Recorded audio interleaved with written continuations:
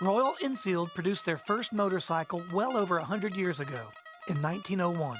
By the 1960s, their Continental GT was a popular, lightweight cafe racer. Enfields are manufactured in Chennai, India, where they're built for rugged commuter duty, not high performance. The latest is the Enfield C5 Bullet, a fuel-injected 500cc single that tops out around 80 miles an hour. This got the crew from cafe racers scratching their heads. Just what would it take to get one of these pokey middleweights to do the ton? You feel like Indiana Jones being chased by the Germans. It's just do-do-do-do-do.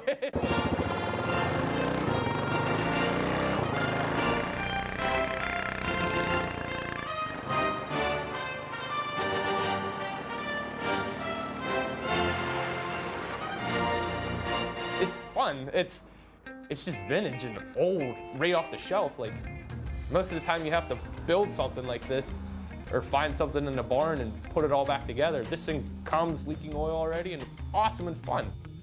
This thing's like a wobble monster compared to anything else I've really rode from Britain. The wobble just feels like God grabbed on the handlebar and shaking you, just throwing you into the ground. It's just nasty. We decided to enlist the help of 3 different shops, all working independently, but with one common goal. There's New York's Expo Street Fighter.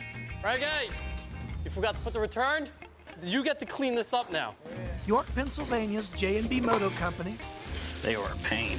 Mother wedged, man. And Delaware's Loaded Gun Customs. Did you get a Manhattan to get this thing? Hey, man, it's a long trip. Shit, man. Oh, it's gonna be a little hot. Come on. I don't know where the idea came from. Maybe been too many Guinnesses in one evening, but we thought it'd be a great idea to move the bike around to different builders and have each one use their specialty, be it suspension, engine work, paint work, make the bike look and go faster. So there you have it. The players are in place. The mission clearly defined. Yet still, there's a feeling of uneasiness over the garage on that late winter day. Ooh. Drive, boys. It's a thing of power and beauty. How fast did Blake get this thing? 80. And it was a scary 80 at that. It's all in there. There's a cafe bike underneath there somewhere. You just gotta find it. I think it's here. All this shit bolts off. You can see the frame geometry, like they're, you know, we were talking, it's kind of aggressive there. You It's know, got a you lot get her of up a little potential. bit. Yeah. It's in there. You just got to find it. You know, they have a lot of old world technology in it that's coming up to date, but it's still essentially the same bike they were building almost 50 years ago.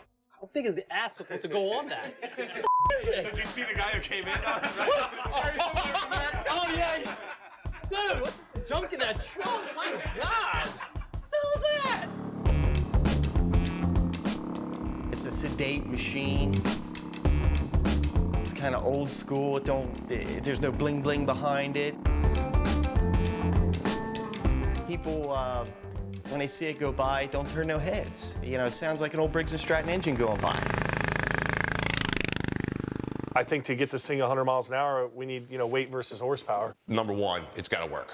If it don't work, it ain't worth the shit anyway. So, you got to make it work. And then after that, you know, it's all the aesthetics. You know, you get attention to details, everything. You know, if it can look like it's going 100 mile per hour, stop, you know, at a look, hopefully we can get it up there in reality. You know what I'm saying? Because right now, us working on the suspension, with Kevin working on the engine, I think that, you know, together, the power and the suspension, we can get it up to that ton, hopefully. The bodywork needs to be light, streamlined. We can't have it falling off.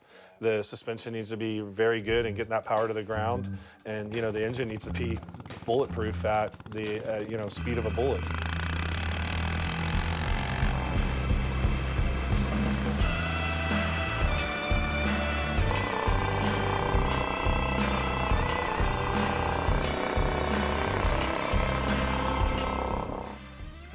Kind of glad to see it go.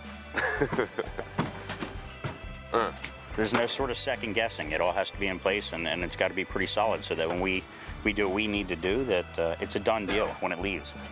It should be a lot of fun, there's no doubt. This is pretty cool that we're, you know, working between the 3 shops. It's definitely something different, new to us that we don't usually do, so it should be interesting.